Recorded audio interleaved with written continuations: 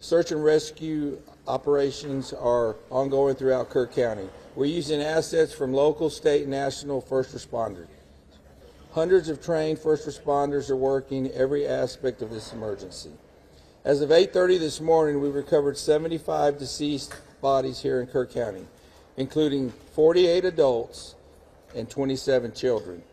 Of this 48 adults and 27 children, 15 adults and 9 children are pending identification.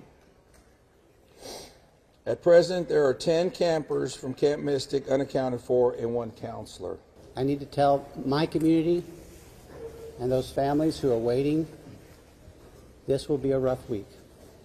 Primary search continues, and we remain hopeful every foot, every mile, every bend of the river.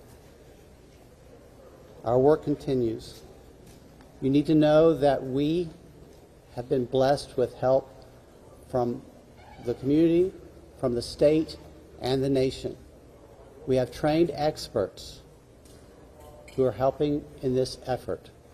If you want to volunteer, it is important that you contact Kerrville's Salvation Army and register. In the wake of every tragedy, there are things that are predictable. One of the things that's predictable is that you see some people engaging in, I think, partisan games and trying to blame their political opponents for a natural disaster. And you see that with a hurricane, with a tornado, with a wildfire, with this flooding, where people immediately say, well, the hurricane is Donald Trump's fault.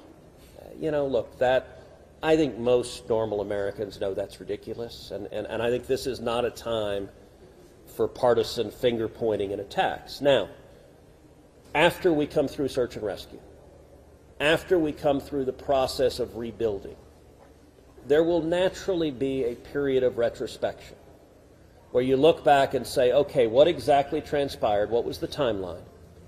And what could have been done differently to prevent this loss of life? And that's a natural process. I think it should not happen in a bitter and partisan sense, but it should happen in a reasonable sense of saying, what lessons can we learn?